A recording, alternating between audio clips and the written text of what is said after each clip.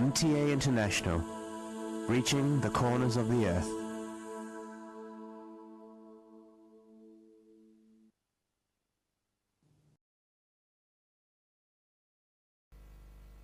صلی علی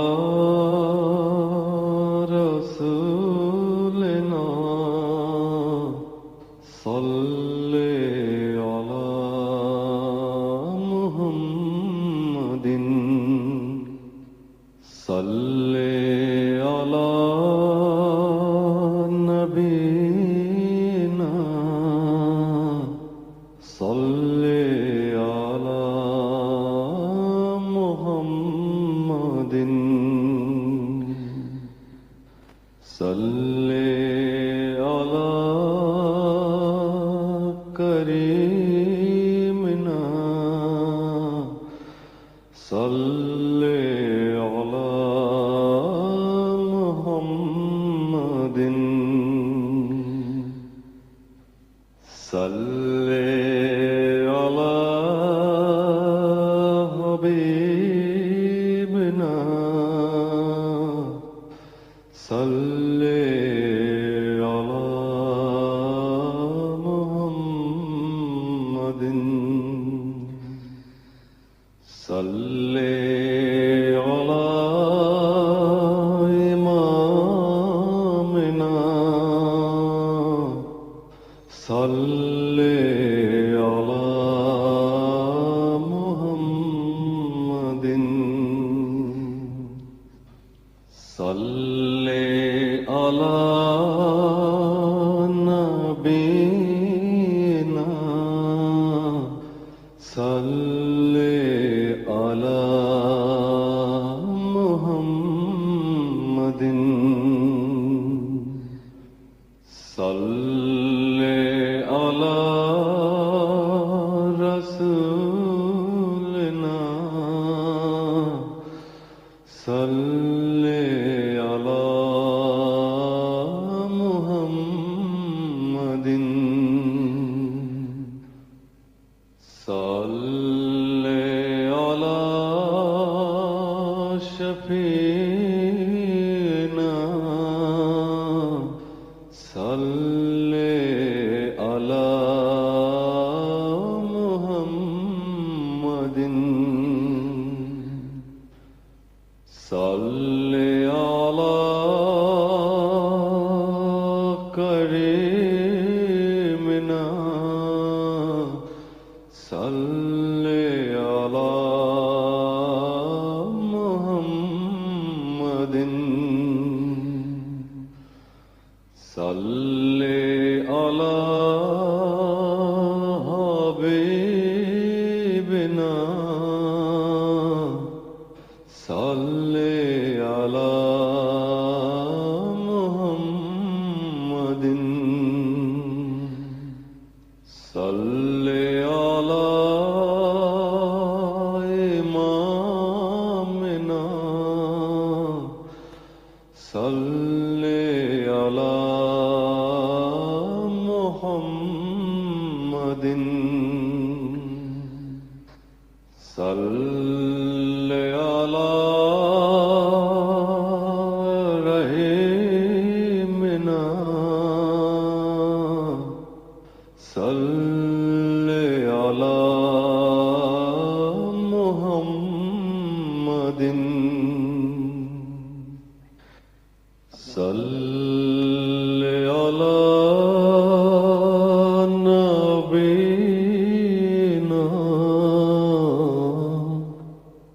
صلی علی محمد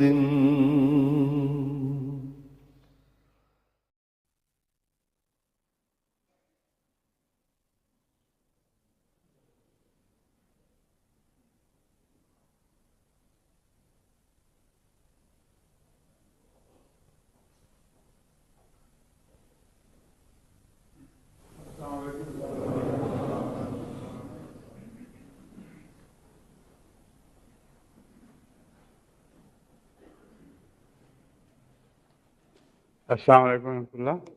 اذان دے دیں.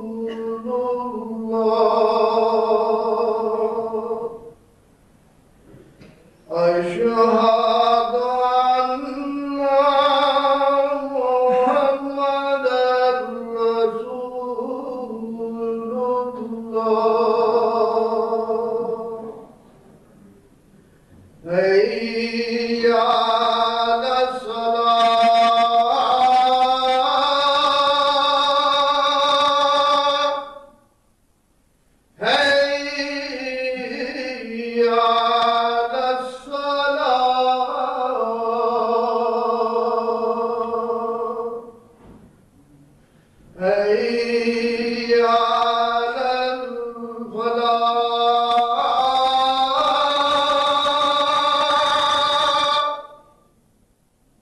حي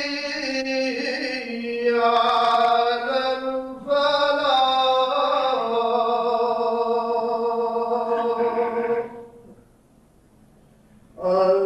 الله أكبر الله أكبر لا إله إلا الله.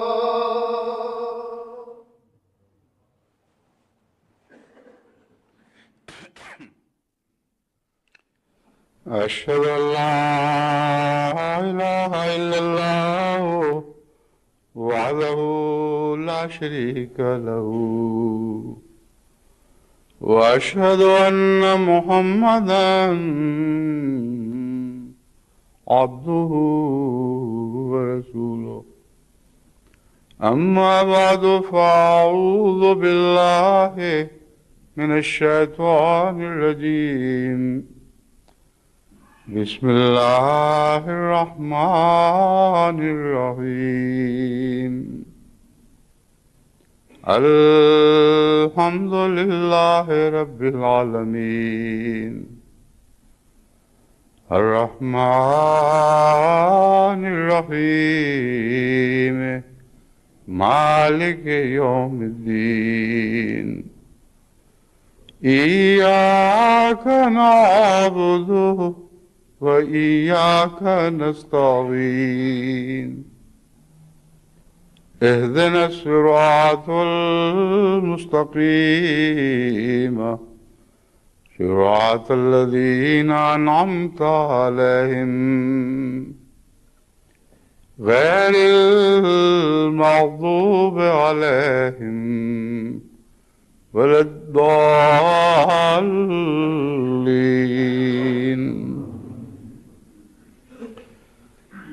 بسم الله الرحمن الرحيم حاميم والكتاب المبين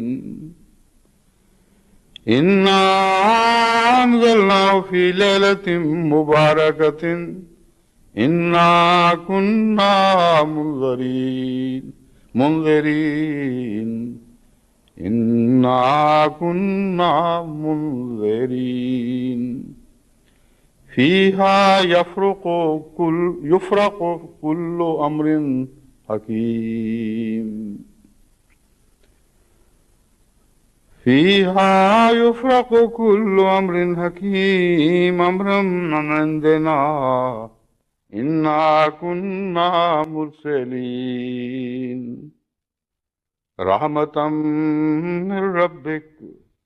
إنه هو السميع العليم رب السماوات والأرض وما بينهما إن كنتم موقنين. یہ سورہ دخان کی پہلی 8 آیات ہیں جن کی میں نے آپ کے سامنے تلاوت کی ہے. ان کا تعلق سورہ رمضان میں آنے والی ایک رات سے ہے. رمضان کے آغاز میں نے جس آیت کی آپ کے سامنے تلاوت کی تھی اس میں سارے رمضان سے متعلق یہ فرمایا گیا تھا کہ انزل فیہ القرآن شہر رمضان الذی انزل فیہ القرآن ہدی للناس وبینات من الہدی والفرقان. رمضان کا مہینہ وہ مہینہ ہے انزل فیہ القرآن کہ اس کے بارے میں قرآن اتارا گیا یا اس مہینے میں قرآن اتارا گیا. ہدی للناس ہدایت ہے لوگوں کے لیے، وبینات اور کھلی کھلی آیات رکھنے والا، روشن نشان رکھنے والا، من الہدی ایسی کھلی آیات جن کا ہدایت سے تعلق ہے، ایسے روشن نشان جن کا ہدایت سے تعلق ہے، والفرقان، اور ایسی عظیم دلائل رکھتا ہے، ایسے عظیم دلائل رکھتا ہے جن کو فرقان کہا جاتا ہے، جو کھرے کھوٹے میں اس طرح تمیز کر دیتی ہیں جیسے دن چڑھ جائے تو اندھیرے اور روشنی میں تمیز ہو جاتی ہے۔ الفرقان ہر اس غالب اور طاقتور دلیل کو کہتے ہیں جس کے بعد کسی بہام کا کوئی سوال باقی نہ رہے۔ یہ رمضان کے تعلق میں جو قرآن اتارا گیا،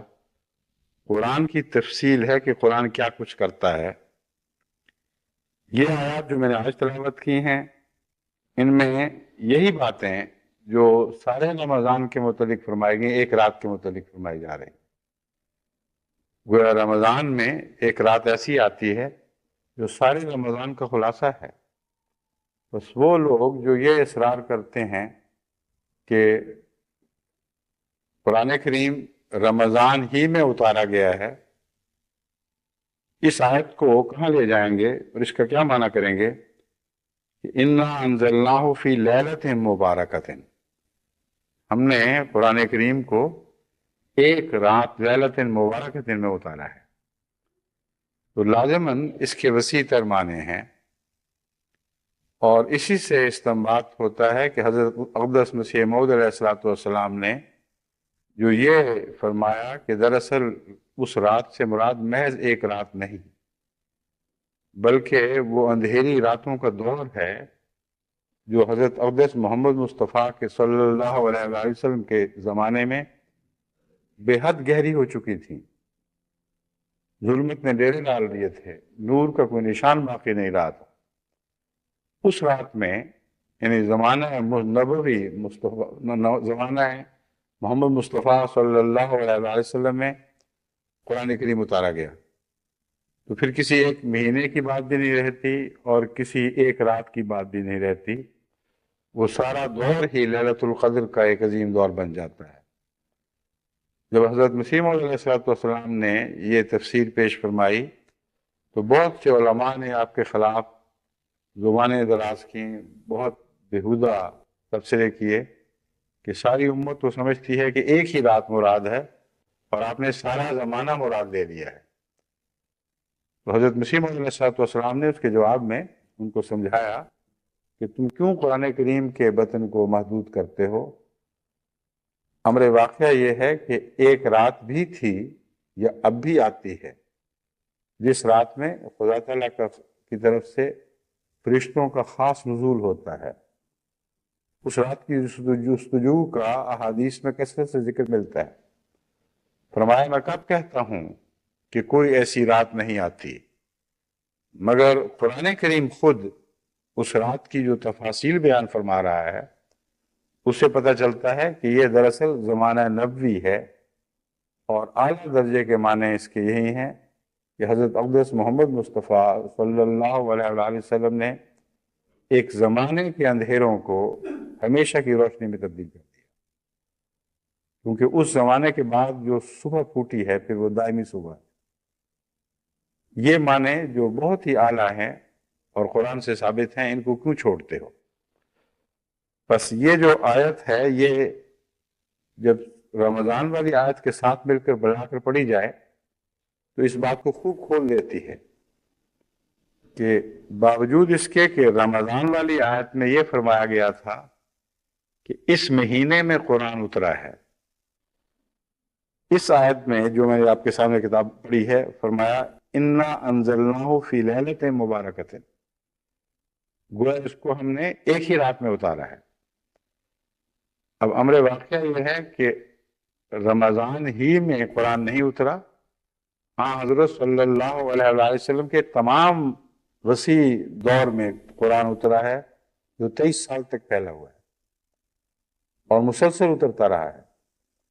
اسی لیے مفسرین کو مشکل پیش آئی اور انہوں نے یہ ترجمہ کیا کہ مراد یہ ہے کہ قرآن کریم اترنا شروع ہوا ہوگا۔ پھر یہ بھی اس کا معنی لیا گیا کہ ہو سکتا ہے قرآن کریم کو جو دور ہوا کرتا تھا وہ ایک رات میں یا ایک مہینے میں مکمل ہوتا ہو، مگر اب تو قرآن فرما رہا ہے کہ ایک ہی رات میں اتارا گیا۔ اور پھر دور سارے قرآن کا ہر سال کیسے مکمل ہو سکتا تھا جبکہ قرآن ابھی پورا اترا ہی نہیں تھا؟ قرآن کریم تو 23 سال میں پھیلا ہوا ہے، 23 سال تک اترتا رہا ہے۔ اس سے پہلے جتنے رمضان آئے تھے ان کے متعلق لفظاً یہ کہا جا ہی نہیں سکتا کہ انزل فی القرآن ہو، خواہ اس کی دہرائی ہو چکی ہو۔ اس کی دہرائی وہاں تک ہوتی تھی جہاں تک قرآن اتر چکا تھا۔ بس در حقیقت حضرت اقدس مسیح موعود علیہ السلام نے جو عظیم معانی اس آیت کے سمجھے اور ہمارے سامنے پیش فرمائے، اس نے بہت سے تفسیری اندھیروں کو دور کیا، اور یہ معنی بھی ایک قسم کی لیلۃ القدر کا منظر پیش کرتے ہیں جس میں خدا تعالیٰ کی طرف سے فرشتوں کا نزول ہوا اور اندھیرے روشنیوں میں تبدیل کیے گئے۔ حضرت مسیح موعود علیہ السلام کی تفاسیر کے مقابل پر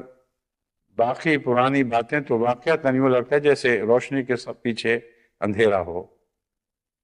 عظیم الشان تفاسیر ہیں جو نور کے سوتے پھوٹتے ہوئے دکھائی دیتے ہیں۔ بس اس تعلق میں آج آپ کے سامنے کچھ باتیں رکھنا چاہتا ہوں، مگر سب سے پہلے جمعۃ الوداع کی بات کرتے ہیں، کیونکہ اکثر لوگ تو جمعۃ الوداع ہی کے انتظار کرنے میں سال گزارتے ہیں اور مہینہ پھر گزارتے ہیں، اور معلوم ہوتا ہے کہ ان کے نزدیک جمعۃ الوداع ہی ہے جس کے بارے میں قرآن اتارا گیا،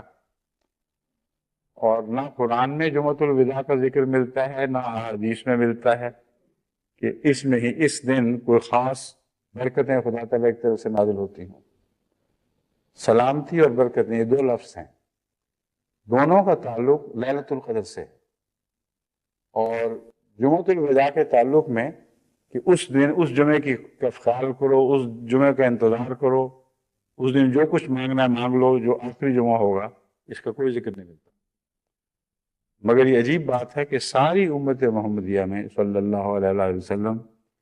یہ بات رواج پا چکی ہے، اور یہ بڑے اہتمام کے ساتھ وہ لوگ بھی جنہوں نے سارا سال نماز نہ پڑھی ہو، وہ جمعۃ الوداع کے دن اکٹھے ہو جاتے ہیں۔ مسجدیں بھر کر اچھل پڑتی ہیں، یعنی آباد وہاں سے نمازی چھلک کر باہر نکل آتے ہیں، گلیوں میں تمبو تان لیے جاتے ہیں، بازار بند ہو جاتے ہیں، اور ہر طرف ایک عظیم منظر دکھائی دیتا ہے عبادت کرنے والوں کا، جو دیکھنے میں بہت اثر ڈالتا ہے۔ لیکن جو دردناک پہلو ہے وہ یہ ہے کہ کہتے تو ہیں جمعہ کہ خدا کی عبادت کے لیے ہم اکٹھے ہوئے ہیں اور خاص برکتیں حاصل کرنے کے لیے اکٹھے ہوئے ہیں، مگر جمعۃ الوداع کو اس طرح وداع کہتے ہیں کہ جمعوں کو ہی وداع کہہ جاتے ہیں، اور جمعوں سے بھی چھٹی، نمازوں سے بھی چھٹی، اور اگلے جمعے جا کر دیکھیں تو بازاریں خالی نہیں، مسجدیں بھی خالی ہو چکی ہوتی ہیں، اور حیرت ہوتی ہے کہ وہ لوگ آئے کہاں سے تھے، گئے کہاں، جو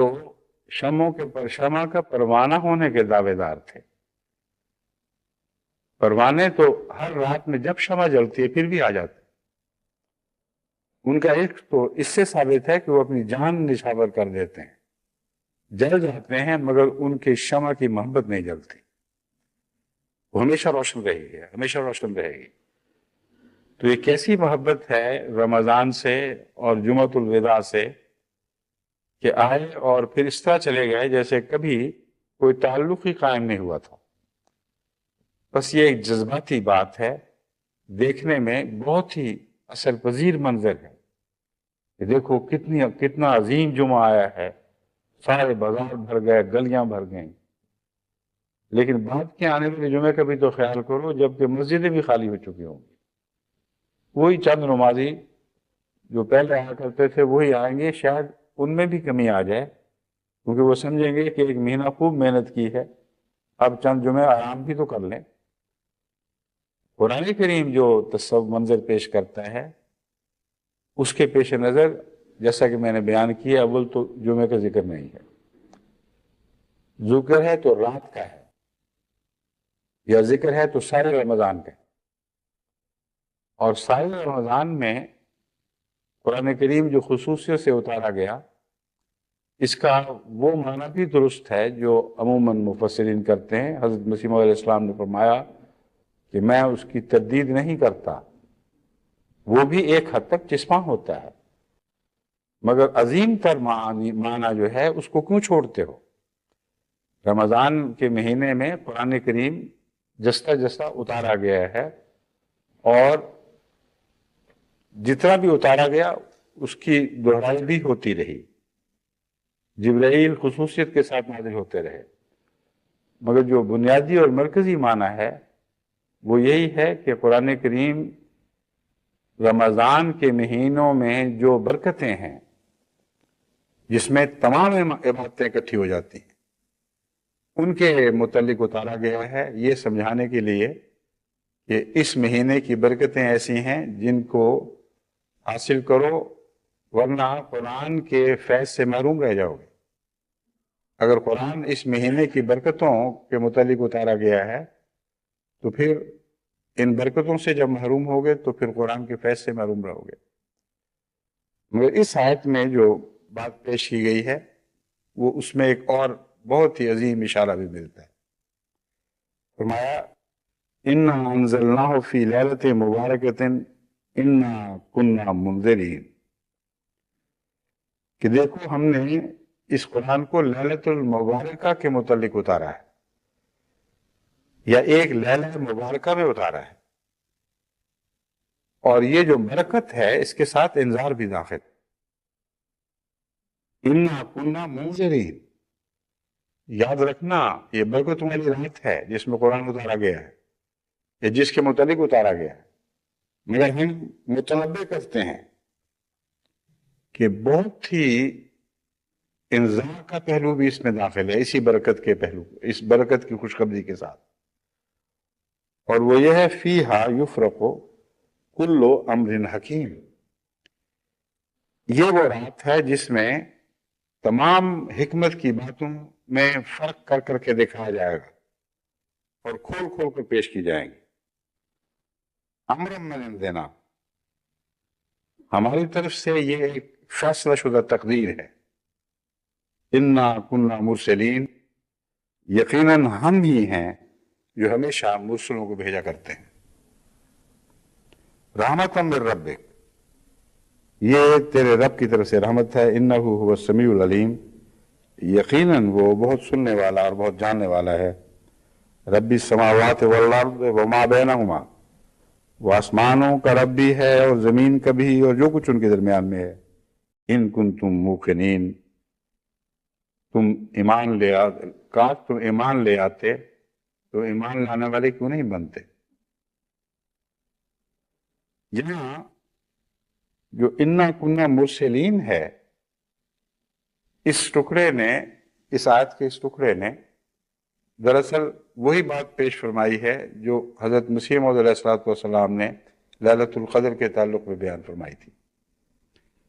حضرت مسیح موعود علیہ السلام فرماتے ہیں کہ لیلۃ القدر کو تم زمانہ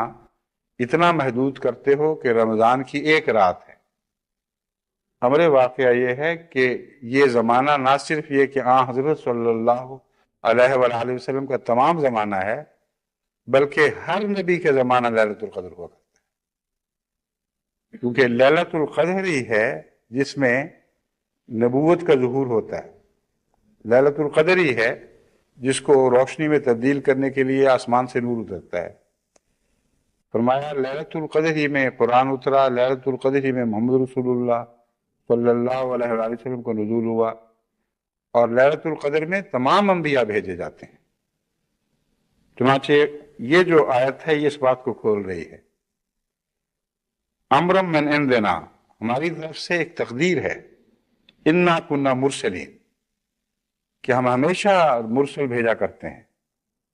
اور جو مرسل بھیجتے ہیں ان کا اسی لیلۃ المبارکہ سے تعلق ہے، اور جو مرسل بھیجے جاتے ہیں جن کے فرمایا مرسلین، ان کے متعلق یاد رکھیں کہ وہ نذیر بھی ہیں اور بشیر بھی ہیں، ڈرانے والے بھی ہیں اور خوشخبریاں دینے والے بھی ہیں۔ بس مبارک لفظ کے ساتھ منذر کہہ دینا صاف بتاتا ہے کہ یہ دو پہلو ہیں جن کا اس رات سے تعلق ہے۔ اور ایک اور پہلو جو اس آیت سے نکلتا ہے وہ یہ ہے کہ فرمایا قرآن کریم اس رات کے متعلق اتارا گیا، جس کا مطلب یہ ہے کہ اس رات کے تمام مضامین قرآن کریم میں موجود ہیں۔ یہ ایک بہت اہم پہلو ہے۔ رات تو آ کے گزر جاتی ہے، قرآن تو نہیں گزر جاتا، قرآن تو ہمیشہ ہمارے سامنے رہتا ہے۔ بس یہ توجہ دلائی گئی ہے کہ تم ایک رات میں برکتیں ڈھونڈ نہیں سکتے جب تک ان برکتوں سے دائمی تعلق نہ قائم کر لو جو تمام تر قرآن میں موجود ہیں۔ اس لیے ایک رات اٹھ کر شور مچا دو اور یہ سمجھو کہ تم نے جو کچھ مانگا تھا سب کچھ مل گیا اور اب مزید تمہیں کوئی حاجت نہیں رہی، اگلے سال پھر مانگنے آ جاؤ گے، یہ ایک بالکل غلط تصور ہے، اس کا حقیقت سے کوئی تعلق نہیں۔ قرآن کریم میں جو باتیں ہیں وہ ساری اس رات کے ساتھ تعلق رکھتی ہیں۔ گویا اس رات کے ساتھ جتنی برکتیں ہیں وہ قرآن میں موجود ہیں۔ رات گزر جائے گی مگر قرآن تو تمہارا ساتھ نہیں چھوڑے گا۔ اگر اس سے دائمی تعلق رکھتے ہو تو رات کی برکتیں بھی ملیں گی، اگر اس سے تعلق نہیں ہے تو رات کی برکتوں سے بھی محروم رہو گے، کیونکہ یہاں قرآن کو لیلۃ القدر سے کاٹا جا ہی نہیں سکتا۔ نہ قرآن کریم کو رمضان مبارک سے کاٹا جا سکتا ہے، نہ قرآن کریم کو لیلۃ القدر سے کاٹا جا سکتا ہے۔ یہ ممکن نہیں کہ قرآن سے تم کاٹے جاؤ اور رمضان نصیب ہو جائے، یہ ممکن نہیں کہ قرآن سے تم کاٹے جاؤ اور لیلۃ القدر نصیب ہو جائے۔ اس لیے محض لیلۃ القدر کی تلاش کافی نہیں ہے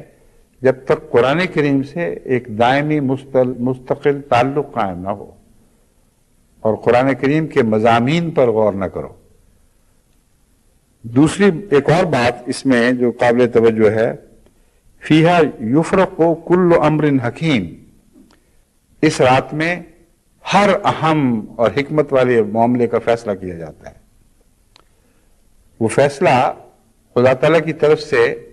تقدیروں کی صورت میں کیا جاتا ہے۔ ایک تو ایسے معاملات ہیں جن کا تعلق زمانے کی تقدیر سے ہے، اور ہر زمانے میں ایک لیلۃ القدر جب آتی ہے، یعنی وہ دور جس میں خدا تعالیٰ مرسل بھیجتا ہے، وہ دور جس میں خدا تعالیٰ غیر معمولی طور پر بشیر اور نذیر بنا کر اپنے نمائندے بھیجا کرتا ہے، اس دور میں تقدیروں کے فیصلے ہوتے ہیں، قوموں کی تقدیریں بنائی جاتی ہیں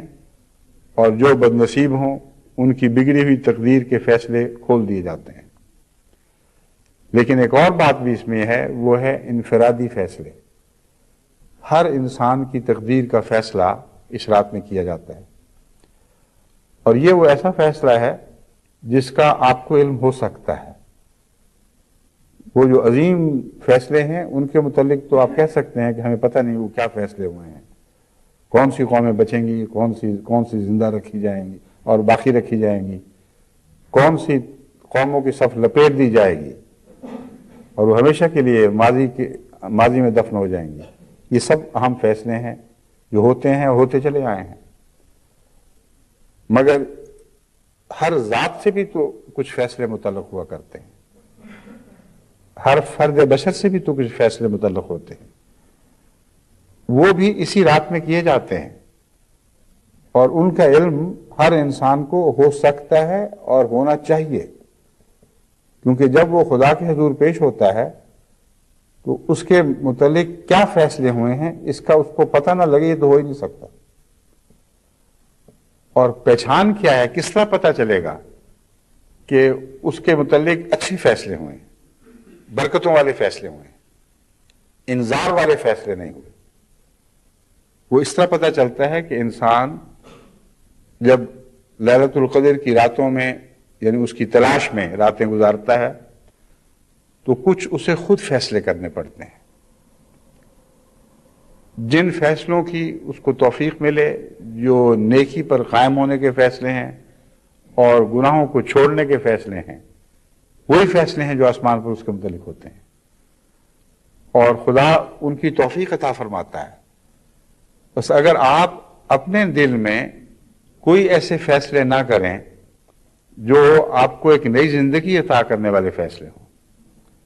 جزوی طور پر بھی آپ کو یہ توفیق نہ ملے کہ بعض نیکیوں کو نہ بعض بدیوں کو ہمیشہ کے لیے ترک کرنے کا ایک عزم کر لیں اور فیصلہ کریں کہ ہم کبھی اب اس بدی کے قریب تک نہیں پھٹکیں گے، اور بعض نیکیاں اختیار کرنے کا فیصلہ کر لیں اور کہیں کہ ہم فیصلہ کرتے ہیں کہ آئندہ ہمیشہ اس نیکی کو مقدم رکھیں گے. تو یقین جانیں کہ وہی فیصلے ہیں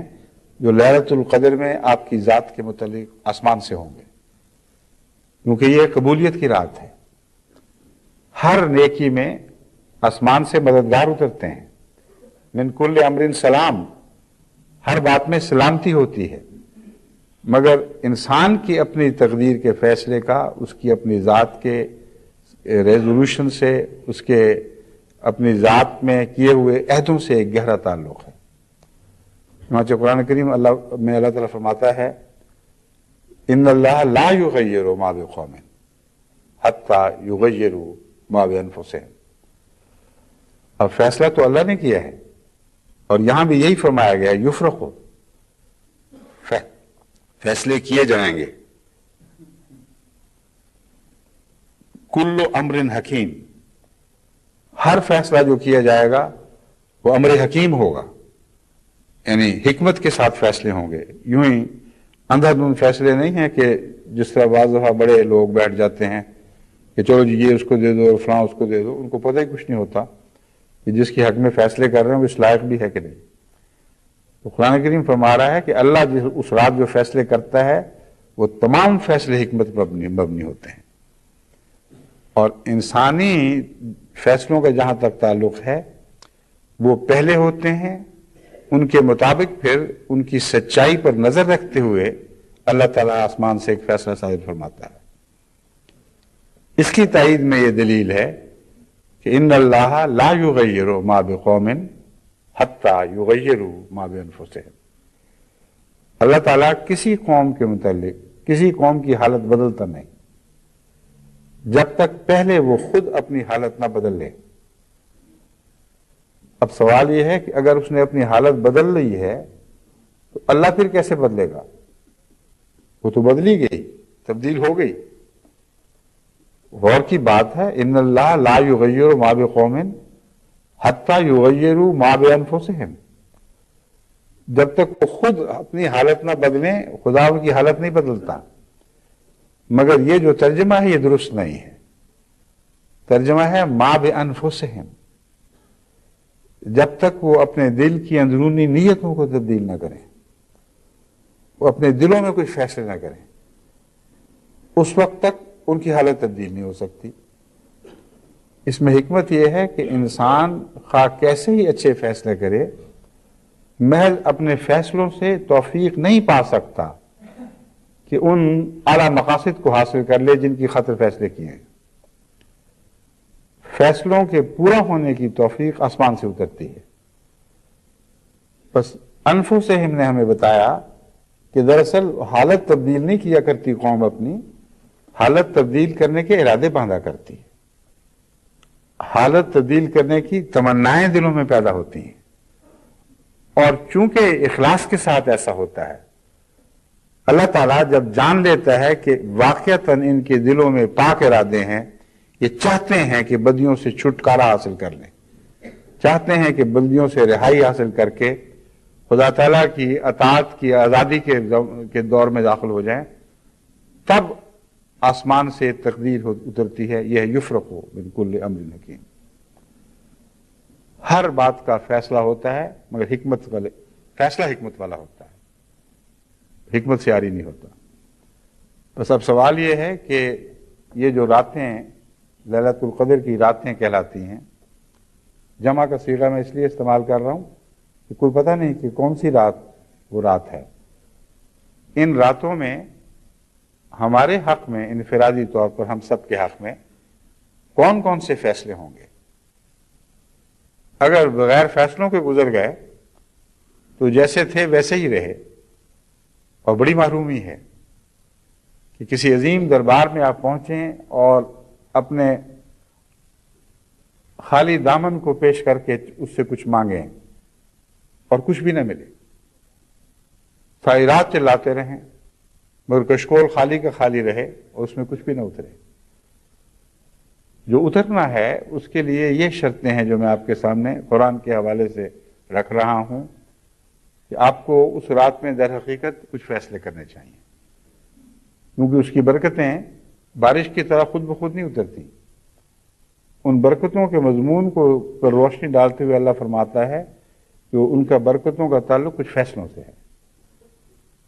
اور وہ تقدیر خیر و شر کے فیصلے ہیں۔ ان فیصلوں کا تعلق تمہاری اپنی ذات سے ہے۔ تم اگر اپنے نفوس میں پاک تبدیلیاں لے کر اس رات حاضر ہو گئے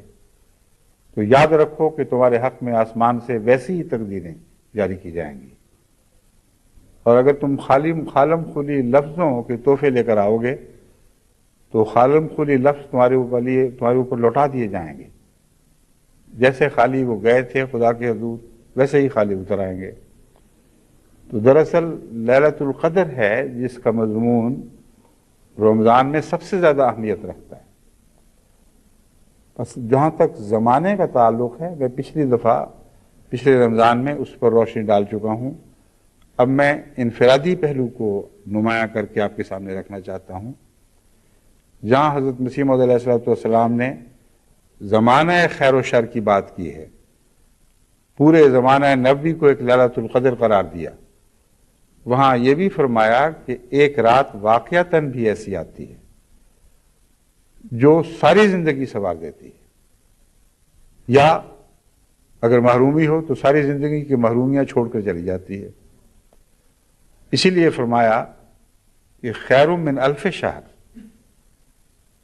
وہ رات ایسی ہے جو 1000 مہینوں سے بہتر ہے۔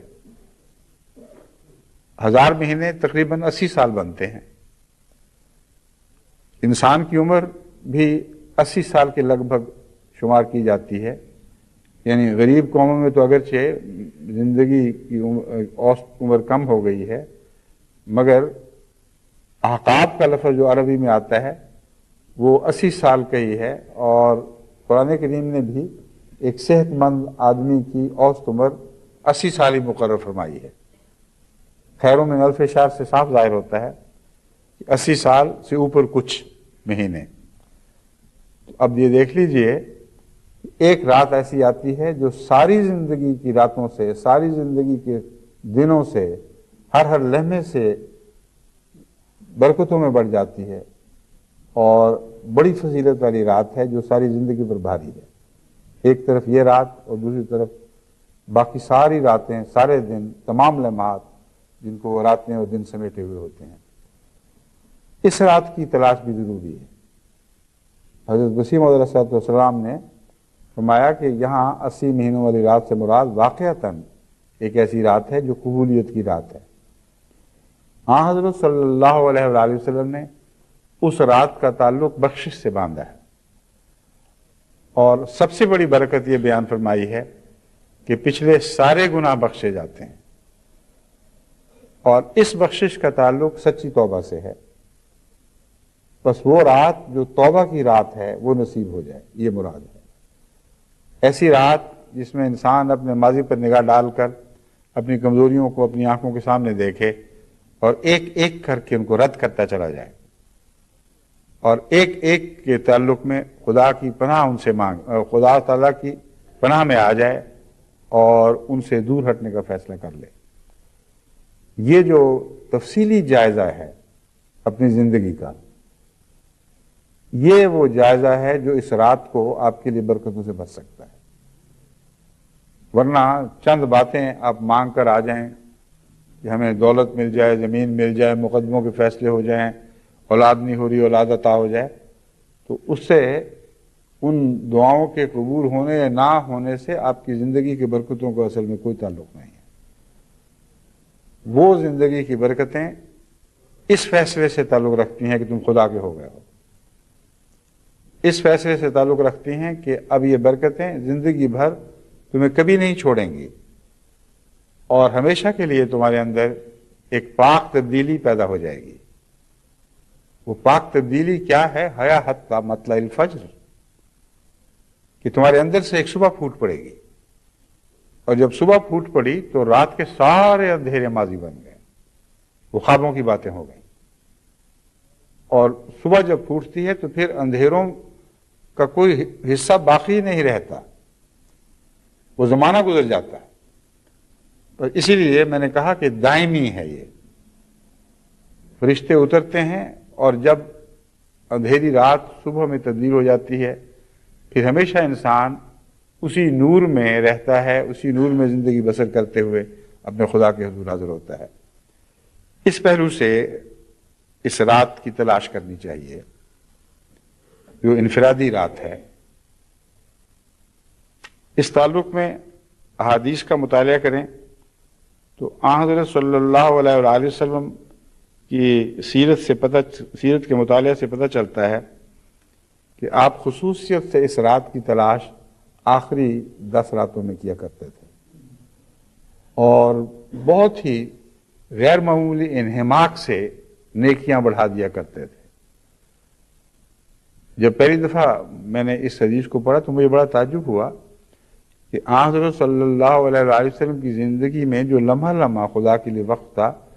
نیکیاں بڑھانے کی گنجائش کہاں تھی، کیونکہ وہ حد استطاعت تک پہنچی ہوئی تھیں۔ مگر پھر مجھے یہ بات سمجھ آئی کہ ہر لمحے کے اندر بھی اپنی ایک شان ہوا کرتی ہے، اور روح پگھل کر ہر لمحے کو ایک نئی شان بھی عطا کر سکتی ہے۔ بس حضرت صلی اللہ علیہ وآلہ وسلم ان معنوں میں تو نیکیاں نہیں بڑھا سکتے تھے کہ بعض لمحے جو نیکیوں سے عاری تھے، خالی تھے، ان میں بھی نیکیاں بھر دیں، کیونکہ آپ کا تو لمحہ لمحہ مجسم نیکی تھا۔ مگر خدا تعالیٰ کی عبادت میں، اس کی حضور گری ازاری میں ایک ایک لمحے کو ایک نیا نور عطا کرنے کے لیے آپ جو محنت فرمایا کرتے تھے، حضرت عائشہ صدیقہ رضی اللہ تعالیٰ عنہ فرماتی ہیں کہ آخری عشرہ آتا تو رسول اللہ صلی اللہ علیہ وسلم اپنی کمر کس لیا کرتے تھے، اور راتوں کو خود بھی جاگتے تھے اور گھر والوں کو بھی جگاتے تھے، کہتے اٹھو اٹھو، یہ سونے کے دن نہیں ہیں، جاگو تاکہ تمہاری سیر زندگی دن میں تبدیل ہو جائے۔ یہ بخاری کتاب الصیام سے حدیث لی گئی ہے۔ حضرت عائشہ صدیقہ رضی اللہ تعالیٰ عنہ بیان فرماتی ہیں کہ میں نے حضرت صلی اللہ علیہ وآلہ وسلم سے ایک دفعہ پوچھا کہ یا رسول اللہ، اگر مجھے معلوم ہو جائے کہ یہ لیلۃ القدر ہے تو اس میں کیا دعا مانگوں؟ اس پر حضور نے فرمایا تم یوں دعا کرنا، اللہم انک عفو تحب العفو فاعف عنی، اے میرے اللہ تو بہت بخشش کرنے والا ہے، تحب العفو، تو تو بخشش سے محبت کرتا ہے، فاعف عنی، بس مجھ سے بھی بخشش کا سلوک فرما۔ اب یہ دیکھنے کی بات ہے، بڑی اہم بات ہے کہ کوئی مثبت چیز نہیں مانگنے کی نصیحت نہیں فرمائی گئی۔ بظاہر یہ معلوم ہوتا ہے کہ ایک منفی دائرے کی دعا ہے کہ جو پہلے گناہ تھے وہ مٹ جائیں، اور پہلے گناہوں سے خدا تعالیٰ ہمیں بخشش عطا فرمائے، لیکن یہ نہیں فرمایا کہ اس کے بعد اور کیا مانگو۔ امر واقعہ یہ ہے، جیسا کہ میں نے بیان کیا ہے، لیلۃ القدر کا مضمون اس بات سے تعلق رکھتا ہے کہ اگر بخشش ہوئی تو صبح ہو گئی، اور جو صبح ہے وہ پھر ایک مثبت دائمی رہنے والی حالت کا نام ہے، جو پھر کبھی رات میں تبدیل نہیں ہوگی، یعنی انسان کی باقی تمام زندگی اس صبح کی حالت میں کٹے گی۔ تو استغفار کا مضمون سکھایا ہے، فرمایا ہے اگر تمہیں یقین ہو جائے کہ لیلۃ القدر ہے تو پھر بخشش کی دعا کرنا یہی تمہارے لیے بہت کافی ہے۔ اگر خدا تعالیٰ تمہاری پچھلی زندگی کے سارے گناہ باطل کر دے اور ان پر بخشش کی اور رحمت کی چادر ڈال دے تو پھر تم امن میں آ گئی ہو، تمہیں اس کے سوا اور کسی چیز کی ضرورت نہیں۔ بس سب سے پہلے تو اس دعا پر زور دینا چاہیے، اے خدا تو عفو ہے، بہت ہی بخشش کرنے والا ہے، بخشش سے محبت کرتا ہے، ہم سے بھی یہ سلوک فرما، اور بخشش کی طلب کے لیے جو پہلے فیصلہ ہونا ضروری ہے اس کا اسی مضمون سے تعلق ہے جو میں بیان کر چکا ہوں، ان اللہ لا یغیر ما بقوم حتی یغیروا ما بانفسہم۔ یہ ناممکن ہے کہ آپ بخشش کے لیے دعا مانگیں اور گناہوں پر اصرار کا عزم ساتھ ساتھ جاری رہے۔ یہ ناممکن ہے کہ دل کی گہرائی سے آپ یہ چاہیں کہ اے خدا میرے گناہ بخش دے، اور فیصلہ کریں کہ تو بخش دے، میں نے پھر بھی کرنے ہیں، اور نہ کرنے کا کوئی ارادہ نہیں۔ یہ جو ایک منفی پہلو ہے وہ دل میں موجود رہتا ہے، خواہ انسان باشعور طور پر اسے سمجھے نہ سمجھے۔ اور اکثر لوگ بخشش کی دعا اس فیصلے کے بغیر مانگتے ہیں۔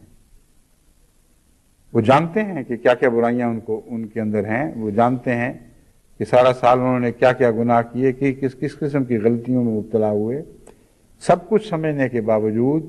وہ خالی بخشش مانگتے ہیں، جس کا مطلب یہ ہے کہ ہم نے تو باز نہیں آنا، ہم تو نافرمانی پر قائم رہیں گے، اس لیے تیرا کام ہے، تو بخشتا چلا جا۔ یہ جذباتی باتیں ہیں، ان کا حقیقت سے کوئی تعلق نہیں ہے۔ ایسے لوگوں کی بخشش اگر ہوئی ہے تو رمضان کے بعد کی زندگی بتائے گی کہ بخشش ہوئی تھی کہ نہیں۔ اگر خدا نے بخشا ہے تو ان کی زندگی میں ایک عظیم انقلاب برپا ہو جانا چاہیے، اور رمضان کے بعد کی حالت رمضان کی ایک رات پر گواہی دینے والی بنے گی۔ اگر باقی سب زندگی خواہ 80 برس کی بھی ہو،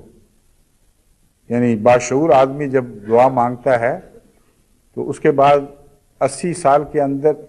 سال کے مطلب یہ نہیں ہے کہ وہ 80 سال کے اندر مر جائے گا، ہو سکتا ہے اس کو 80 سال اور نصیب ہوں، 80 سال بھی زندہ رہے، تب بھی وہ گناہ پرانی حالت واپس نہ آئے،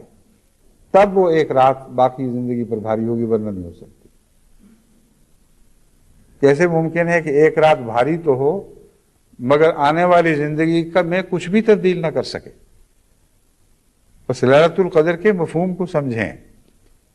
یہ ایک بہت ہی گہری حقیقت ہے کہ لیلۃ القدر کی مقبولیت کے نتیجے میں آپ کی زندگی میں ایسا انقلاب برپا ہو سکتا ہے کہ ساری زندگی اس کا لمحہ لمحہ اس کی برکتیں پا جائے، اور اس کا لمحہ لمحہ اس رات کے نور سے منور ہو جائے۔ یہ مقصد حقیقی بخشش کی طلب کے بغیر پورا نہیں ہو سکتا۔ اگر فرضی بخشش کی باتیں ہیں تو وقتی طور پر ہو سکتا ہے آپ اپنے بعض جرائم کی سزا سے بچ بھی جائیں۔ کوئی آدمی بددیانتی کرتا ہے اور ساری رات لیلۃ القدر میں روتا ہے کہ اللہ میں پکڑا نہ جاؤں، مقدمہ چل رہا ہے، میرے حق میں فیصلہ ہو جائے۔ یہ بعید نہیں کہ ہو جائے، کیونکہ اللہ تعالیٰ مضطر کی دعا قبول فرما لیتا ہے، یہ جانتے ہوئے بھی قبول فرما لیتا ہے کہ اس نے پھر دوبارہ یہ حرکت کرنی ہے، مگر اس کی زندگی میں تبدیلی نہیں پیدا کرتا۔ تبدیلی کا مضمون اور ہے، وہ لا یغیر والے مضمون سے والی آیت سے تعلق رکھتا ہے۔ چنانچہ مشرک کے متعلق بھی فرمایا کہ اگر وہ سیلاب میں اور طوفانوں میں گھر کر موت کو اپنی آنکھوں کے سامنے دیکھ لے اور پھر دعا کرے کہ اے خدا مجھے بچا لے، اللہ تعالیٰ پھر بھی بچا لیتا ہے، لیکن وہ لوٹتا ہے جب خشکی کی طرف تو خدا کی طرف نہیں لوٹتا، اپنے شرک کی طرف لوٹتا ہے۔ تو باوجود علم کے محض کسی وقتی سزا سے خدا کا بچا دینا یہ اس کی عظیم مغفرت کے نتیجے میں تو ہے، مگر اس کے نتیجے میں جس کے ساتھ یہ سلوک ہوا اس کی زندگی تبدیل نہیں ہوتی۔ زندگی تبدیل ہونے کے اور راز ہیں جن سے لیلۃ القدر والی آیات پردہ اٹھا رہی ہیں، اور جن سے لا یغیر والی آیت جو میں نے بیان کی وہ پردہ اٹھا رہی ہے۔ تم اپنے اندر ایک ایسی تبدیلی پیدا کرو جو واقعتاً تمہاری زندگی تبدیل کر دینے والی ہو۔ تو یاد رکھو تمہارے حق میں آسمان سے تقدیر نازل ہوگی کہ تم نے دیانتداری سے فیصلہ کیا ہے، توفیق تمہیں نہیں مل رہی، خدا توفیق عطا فرمائے گا۔ واقعتاً تمہارے ارادوں کو عملی طور پر تمہاری زندگی میں رائج ہونے، ثابت ہونے، اطلاق پانے کی توفیق بخشے گا۔ اور ليلۃ القدر کی بخشش اس کے بعد ایک نیا آدمی پیدا کرتی ہے، ویسا آدمی پیدا کرتی ہے جیسا کہ حضرت صلی اللہ علیہ وآلہ وسلم نے فرمایا کہ جس کی بخشش ہو جائے وہ پھر وہ تو نہیں رہتا جو پہلے تھا، فرمایا وہ تو ایسا ہوتا ہے جیسے ماں نے ابھی جنا ہے، ایک نوزائیدہ بچے کی طرح ہو جاتا ہے جو کوئی داغ لے کے نہیں آیا بلکہ ایک فطرت سلیمہ پاک اور نیک فطرت اور نیک مزاج لے کر پیدا ہوا ہے۔ تو آپ یہ کہہ دیں کہ عفو ہو گیا، رات نصیب ہو گئی اور باقی زندگی اسی طرح پہلے کی طرح ہو، تو یہ ایک جھوٹ ہے جس میں آپ زندگی بسر کر رہے ہوں گے، خوش فہمیاں ہیں، اس سے زیادہ اس کی کوئی حقیقت نہیں ہے۔ بس یاد رکھیں کہ حضرت صلی اللہ علیہ وآلہ وسلم نے جب حضرت عائشہ سے فرمایا کہ یہ دعا کرنا، تو اس سے مراد عام معنی نہیں ہیں عفو کے، بلکہ وہ عفو مراد ہے جس کی تشریح خود رسول اللہ صلی اللہ علیہ وسلم فرما رہے ہیں۔ عفو ہوگی تو نئی زندگی پاؤ گی، عفو خدا کی طرف سے نصیب ہوگی تو گویا تم نئی پیدا ہوئی ہو، تم پہ کوئی داغ باقی نہیں رہے گا، ایک خلق آخر بن کر تم دنیا میں ظاہر ہوگی۔ یہی مضمون ہے جو ہر طلب کرنے والے کے لیے ہے۔ جو راتیں باقی ہیں اگر لیلۃ القدر ان میں ہے تو پھر یہ اس توجہ سے اس دعا کو مانگیں اور اس کے معنی کو سمجھتے ہوئے اس دعا کو مانگیں۔ بخاری کتاب الصوم میں ایک اور روایت ہے، حضرت ابن عمر رضی اللہ تعالیٰ عنہ بیان کرتے ہیں کہ حضرت صلی اللہ علیہ وسلم کے کچھ صحابہ کو لیلۃ القدر خواب میں رمضان کے آخری 7 دنوں میں دکھائی گئی۔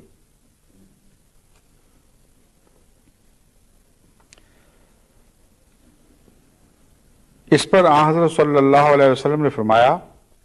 میں دیکھتا ہوں کہ تمہارے خواب رمضان کے آخری ہفتے پر متفق ہیں، اس لیے جو شخص لیلۃ القدر کی تلاش کرنا چاہے وہ رمضان کے آخری ہفتے میں کرے۔ ہفتے سے مراد 7 دن ہیں یہاں، آخری 7 راتوں میں، اور آخری 10 راتوں کی محنت اپنی جگہ، لیکن لیلۃ القدر کو آخری 7 راتوں میں مخصوص کرنا حضرت صلی اللہ علیہ وآلہ وسلم کی اپنی رویا سے تعلق نہیں رکھتا تھا بلکہ صحابہ کی ایسی رویا سے تعلق رکھتا تھا جن کا اتفاق ہو گیا۔ اور یہ ایسا مضمون ہے جو ہمیشہ کے لیے جاری، اسی طرح جاری ہے۔ جب خدا تعالیٰ کی طرف سے کوئی خاص فضل نازل ہونا ہو تو اکثر لوگوں کو جو رویا دکھائی جاتی ہے وہ ایک ہی مضمون کی، ایک ہی طرح کی اور بہت سے امور میں اتفاق کرتی ہوئی دکھائی دیتی ہے۔ اس وقت اگر اس سے برعکس کوئی رویا آ جائے تو مجھے صاف پتہ چلتا ہے کہ یہ اس کی نفس کی رویا ہے، کیونکہ آسمان سے جو برکتوں کا نزول ظاہر نازل ہو رہا ہے اس کی روشنی میں تو رویا اور طرح کی دکھائی جا رہی ہیں۔ ایک اکیلا آدمی کوئی بدنصیبی کی رویا دیکھ لیتا ہے، کوئی غلط مضمون اس کو دکھایا جاتا ہے تو صاف پتہ چلتا ہے کہ اس کے نفس کا تاثر ہے۔ حقیقت میں اس کا آسمان ان رویوں کے خلاف، ان رویا صادقہ کے خلاف اس رویا کو نہیں لیا جا سکتا جو کثرت سے دنیا میں دوسری جگہ لوگوں کو دکھائی جا رہی ہیں۔ اور جب بھی ایسا ہو ہمیشہ یہ نتیجہ درست ثابت ہوتا ہے۔ خدا تعالیٰ نے اگر کوئی خاص فضل فرمانا ہے تو مختلف ممالک کے احمدیوں کو ویسی ہی خوابیں آنے لگ جاتی ہیں اور موسم کے طور پر آتی ہیں، صاف پہچانی جاتی ہیں کہ یہ الہی خوابیں ہیں۔ کچھ ایسے لوگ ہیں جن کو ہمیشہ ایک ہی طرح کی خوابیں اپنے نفس کے مطابق آتی رہتی ہیں۔ بعضوں کے نفوس ایسے ہیں جو خود ڈرے ہوئے ہیں اور ہر وقت ڈراتے رہتے ہیں ان کو جب بھی خواب آئے نحوست کی خوابی آتی اور وہ لکھ لکھ کے مجھے ڈرانے کی کوشش کرتے ہیں۔ میں ان سے کہتا ہوں کہ مجھے کوئی ڈر نہیں ہے آپ کی خوابوں کا، آپ نے جتنا ڈرنا ہے ڈرتے رہیں بے شک، ان میں کوئی حقیقت نہیں۔ یہ وہ خوابیں ہیں جن کے متعلق رسول اللہ صلی اللہ علیہ وسلم نے فرمایا ہے کہ اپنی بائیں طرف تھوک دیا کرو اور لاہور پڑھ کے سو جایا کرو، کیونکہ جو عالمی مضمون ہے رویا کا وہ ایک دوسرے کے ساتھ ہم آہنگی رکھتا ہے، اور رویا اپنے اندرونی صفائی، اپنے اندرونی نشانات سے صاف پہچانی جاتی ہے کہ الہی رویا ہے۔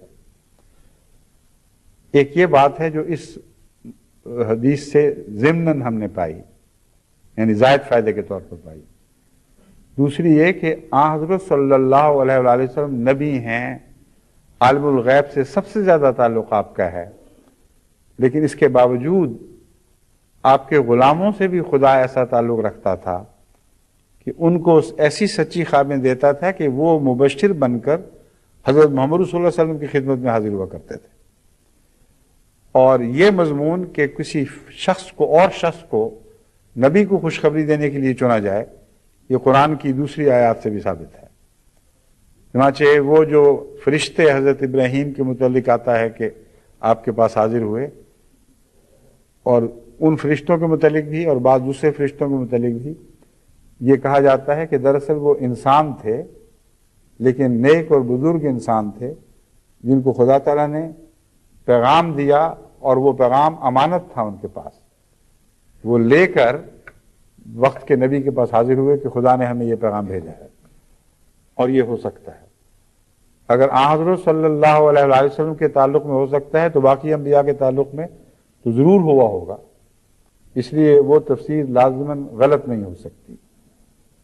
یہاں یہ مضمون ہے، اور ایک اور جگہ اذان کے متعلق ہمیں پتہ چلتا ہے کہ حضرت عمر رضی اللہ تعالیٰ عنہ کو اذان کے الفاظ بتائے گئے، اور بعض اور صحابہ کو بھی بین ہی وہی الفاظ دکھائے گئے۔ تو آن حضرت صلی اللہ علیہ وآلہ وسلم ہر پیغام کو قبول نہیں فرما لیا کرتے تھے، اس کا جائزہ لیتے تھے اور اپنی نور فراست سے معلوم کرتے تھے کہ کیا یہ واقعتاً الہی پیغام ہے۔ اور ایک اس کا آپ کا طریق یہ تھا کہ ایک دوسرے کی تائید ڈھونڈتے تھے۔ نبی کا تو اکیلا رویا سب دوسرے خوابوں پر حاوی ہوتا ہے، اس کے اکیلے کا پیغام ساری دنیا کے لیے کافی ہے، مگر جب دوسرے بزرگ کوئی دعویٰ کریں کہ ہمیں خدا نے کچھ بتایا ہے تو ان کا اکیلا پیغام کافی نہیں۔ تبھی بعض لوگ استخارے کے جواب میں جب مجھے کہتے ہیں کہ جی ہمیں تو یہ خواب آئی ہے، میں ان سے کہتا ہوں کہ تم کون سے نبی ہو کہ تمہاری ایک ہی خواب پر ہم اعتماد کر جائیں، اور بزرگوں کے بھی دعا کے لیے لکھو، سب کی جو مجموعی خوابیں تاثر پیدا کریں گی وہ درست فیصلہ ہوگا، ورنہ ایک آدھ آدمی پیٹ خراب ہوا سویا، اس کو ڈرونا خواب آ گیا، اس نے فوراً فیصلہ کر لیا کہ ابھی شادی نہیں ہونی چاہیے، یہ بالکل غلط طریق ہے۔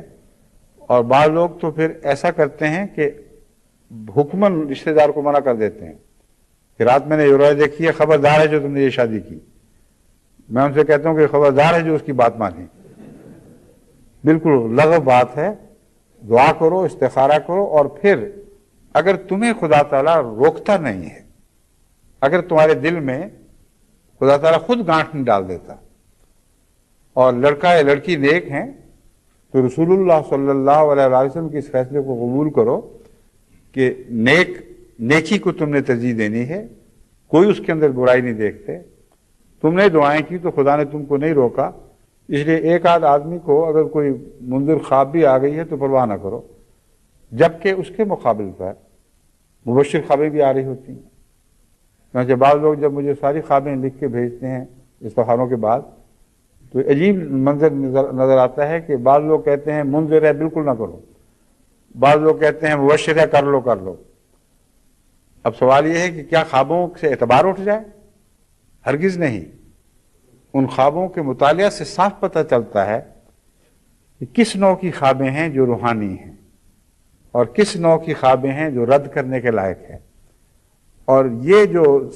خدا تعالیٰ کی طرف سے عطا ہے کہ خوابوں کو پہچان سکے اور الگ الگ کر سکے، یہ اللہ کی طرف سے ایک نعمت عطا ہوتی ہے، ہر ایک کے بس کی بات نہیں ہے۔ حضرت یوسف علیہ السلام کو دیکھو، خدا نے کیسا عظیم ملکہ عطا فرمایا، لیکن پہلے بچپن کے زمانے میں جب تک یہ ملکہ نہیں ملا تھا خود اپنی خواب کی تعبیر بھی نہیں کر سکے، بھائیوں کے ہاتھ مار کھا گئے۔ تو یہ نعمت ہے جو ہبہ کے طور پر آسمان سے اترتی ہے، اس لیے اس میں بھی تکبر نہیں کرنا چاہیے۔ جو بھی خدا کے فضل سے صاحب علم لوگ ہیں ان کی خدمت میں بھیجو، اور کئی ایسے ہیں جن کو خدا تعالیٰ نے رویا کا بہت اچھا علم عطا کیا ہوتا ہے، صرف ایک شخص کی بات نہیں ہے، ان سے بات کرو اور پھر عمومی فیصلہ کرو۔ یہ تو میں اس سے استنباط کر کے آپ کے سامنے رکھ رہا ہوں۔ مگر حضور اکرم صلی اللہ علیہ وسلم کا انکسار بھی تو دیکھیں، جن پر وحی نازل ہوئی ہے، جن پر فرمایا کہ ہر روشن نشان عطا کر دیا گیا، جس کو زمانے کی تقدیریں تبدیل کرنے کے راز عطا کر دیے گئے، کتنا منکسر مزاج کا بھی تھا کہ اپنے غلاموں کی بات کو غور سے سنتا ہے، کہتا ہے ہاں ہو سکتا ہے خدا نے تمہارے ذریعے مجھے پیغام بھیجا ہو، لیکن میں چھان بین کر لوں، اگر یہ علامتیں ملی تو پھر میں مانوں گا۔ چنانچہ اس بارے میں آپ نے ان کی خبروں کو، ان کی رویا کو قبول فرما لیا، اور یہ فیصلہ دیا کہ آئندہ سے لیلۃ القدر کو آخری 7 دنوں میں تلاش کرو۔ فرمایا 9ویں رات یا 7ویں یا 5ویں، کیونکہ 7 راتوں میں 21 کی اور 23 کی نکل جاتی ہے، یہ پہلے 3 کے اندر داخل ہو جاتی ہیں۔ پہلے یہی خیال تھا کہ یہ بھی لیلۃ القدر کی راتوں میں شامل ہیں، مگر آن حضور نے ان رویا صادقہ کی روشنی میں جو دوسروں کو عطا ہوئیں اور آپ کو پیغام کے طور پر بھیجی گئیں، یہ فیصلہ فرمایا کہ آئندہ سے 25، 27 اور 29 کی راتوں میں لیلۃ القدر کو تلاش کرو۔ 25 کی رات تو گزر چکی ہے، لیکن 2 راتیں ابھی باقی ہیں۔ سوال یہ ہے کہ خدا تعالیٰ نے ایک رات معین کو نہ بتا دی،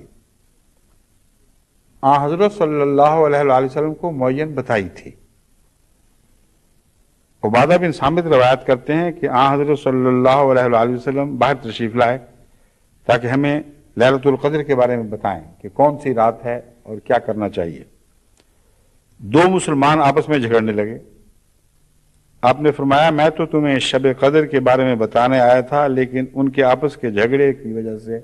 مجھ سے یہ علم اٹھا لیا گیا۔ اب ایک اور سوال اٹھ جاتا ہے کہ آن حضرت صلی اللہ علیہ وآلہ وسلم کو اگر ایک خوشخبری عطا ہوئی تھی سب کو بتانے کے لیے، تو لوگوں کے جھگڑے کی وجہ سے وہ واپس کیوں لے لی گئی؟ ایک خیر کے بدلے شر پیدا ہو گیا، مگر یہ درست نہیں۔ آن حضرت صلی اللہ علیہ وسلم فرماتے ہیں اس میں ہو سکتا ہے اس میں تمہاری بھلائی ہو۔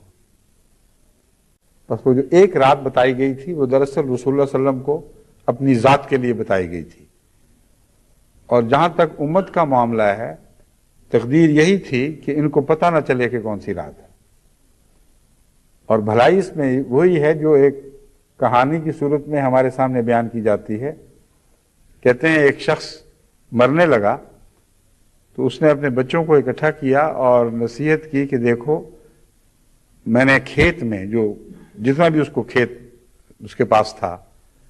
اس کھیت میں میں نے ایک جگہ خزانہ دفن کیا ہے، تو میرے مرنے کے بعد کھود کے تلاش کر لینا، یہ نہ ہو کہ وہ دبا ہی رہ جائے۔ اس کے بعد انہوں نے کدالیں اٹھائیں اور اتنی محنت کی کہ اس ساری زمین کا چپا چپا کھود ڈالا اور کوئی خزانہ نہ ملا۔ تو ایک عقل والا راہگیر تھا، اس نے کہا یہ کر کیا رہے ہو، تم نے تو حشر کر دیے زمین کا۔ انہوں نے کہا ہمارے ابا نے یہ کہا تھا مرتے مرتے کہ یہاں تمہارے لیے خزانہ دفن ہے، ہم نے تو ڈھونڈا ہمیں تو کچھ نہیں ملا۔ انہوں نے کہا یہی تو خزانہ ہے، تم نے اس زمین پر اتنی محنت کی ہے کہ اب جو کچھ بھی ڈالو گے وہ سونا اگائے گا، جو بیج ڈالو گے وہ سونا اگائے گا۔ اور واقعتاً جب اس زمین کو انہوں نے کاشت کیا تو ایسی فصل حاصل ہوئی کہ کبھی خواب و خیال میں بھی نہیں تھی۔ تو آن حضرت صلی اللہ علیہ وآلہ وسلم تو ہر رات ہی کو سجایا کرتے تھے۔ آپ کو اگر وہ رات بتا دی گئی تو یہ مطلب نہیں تھا کہ باقی راتوں میں آپ عدم نہ آرام فرمائیں اور آپ کہیں کہ بس اسی رات کو جاگوں گا۔ ہم کمزوروں میں کثرت سے ایسے لوگ ہیں جو ایک جمعے کے انتظار میں سارا سال گزارتے ہیں، اس کے بعد جمعوں سے بھی چھٹی، نمازوں سے بھی چھٹی۔ اگر ان کو رات بتا دی جاتی تو رمضان کی راتیں بھی چھوڑ بیٹھتے، ایک رات کے لیے سارا دن سوتے اور پھر اس رات ساری رات جاگتے، تو دین ایک مذاق بن جاتا۔ بس آن حضرت صلی اللہ علیہ وآلہ وسلم جس فائدے کا ذکر فرما رہے ہیں وہ یہ ہے کہ تمہیں خوب محنت کرنی پڑے گی۔ اگر تمہیں 10 راتوں کی محنت کی توفیق نہیں ہے تو اللہ تعالیٰ نے آخری 7 راتوں کے اندر اس مضمون کو اکٹھا کر دی ہے۔ یہ 7 راتیں تو محنت کر لو۔ ان 7 راتوں میں سے اب 2 راتیں باقی ہیں، یعنی ایک رات نسبتاً آرام، مگر وہ بھی یہ نہیں ہے کہ تہجد چھوڑ دینا اس رات، کوشش کریں اور نسبتاً آرام، مگر پھر دوسری رات جو 2 طاق راتیں ہیں، ایک 27 اور ایک 29 کی، ان راتوں میں خوب محنت کریں اور وہی مانگیں جس کی نصیحت حضرت اقدس محمد مصطفیٰ صلی اللہ علیہ وآلہ وسلم نے فرمائی ہے کہ اللہم انک عفو تحب العفو فاعف عنی۔ یہ دعا بہت عظیم دعا ہے۔ اس دعا کے قبولیت کا نشان آپ کی بات کی زندگی بنے گی۔ ایک تو یہ بات یاد رکھیں، دوسرے مختصراً میں آپ سے یہ کہنا چاہتا ہوں کہ آن حضرت صلی اللہ علیہ وآلہ وسلم راتوں کو عبادت میں محنت کیا کرتے تھے اور دن کو خدمت خلق میں محنت کیا کرتے تھے۔ محض آپ کی راتیں نہیں جاگتی تھیں، آپ کا دن بھی جاگ جایا کرتا تھا غیر معمولی طور پر۔ اتنا صدقہ و خیرات کرتے تھے، اتنی غریب کی خدمت کرتے تھے کہ صحابہ حیران رہ جاتے تھے کہ اتنی محنت، اتنی مشقت، جیسے آندھی چل پڑی ہو صدقہ و خیرات کی اور غریب پروری کی، یہ آپ کا دستور تھا۔ تو صرف راتوں کو نہ جاگیں، اب دن کو یہ بھی سوچیں کہ آپ کے گرد و پیش میں کون غریب ہیں، کون محروم ہیں،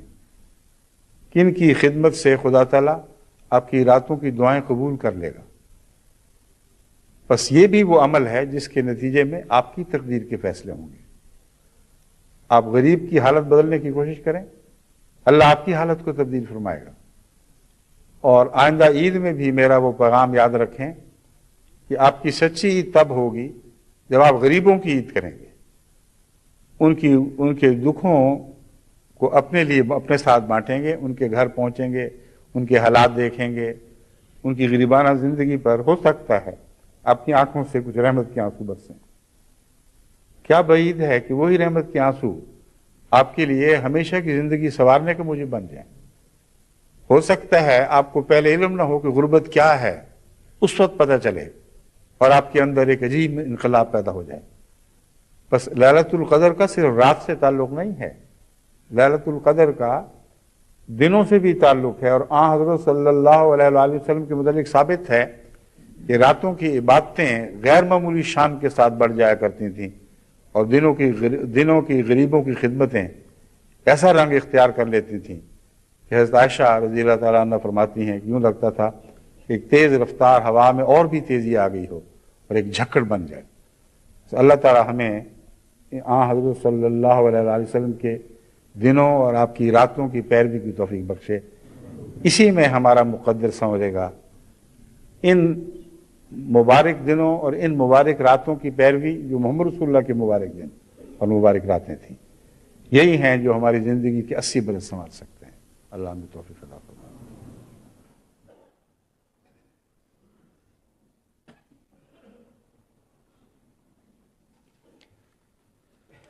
الحمد لله نحمده ونستعينه ونستغفره ونؤمن به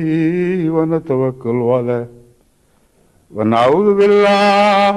من شرور أنفسنا ومن سيئات أعمالنا من يهده الله فلا مضل له ومن يضلله فلا هادي له ونشهد أن لا إله إلا الله وحده لا شريك له ونشهد أن محمدا عبده ورسوله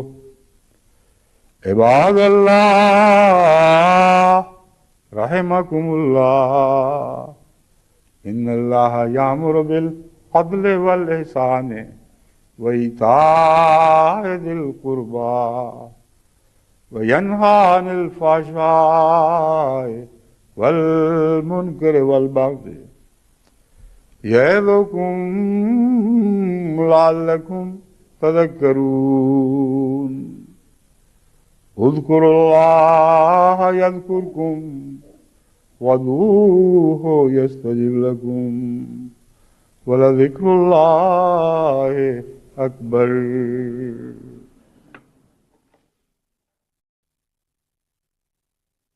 ما